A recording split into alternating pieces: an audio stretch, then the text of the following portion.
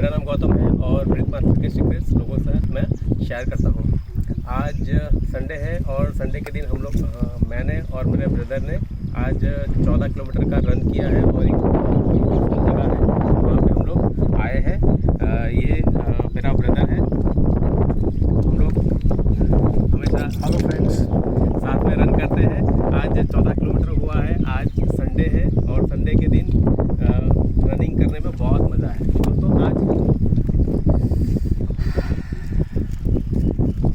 आज ब्रीथ की एक टेक्निक मैं आपके साथ शेयर करने वाला हूँ जो कि दिन में आप बहुत बार कर सकते हो और वो करने से आपका स्टेट ऑफ माइंड चेंज हो सकता है।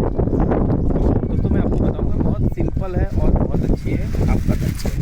और ये टेक्निक है ऐसा कैसे करना है।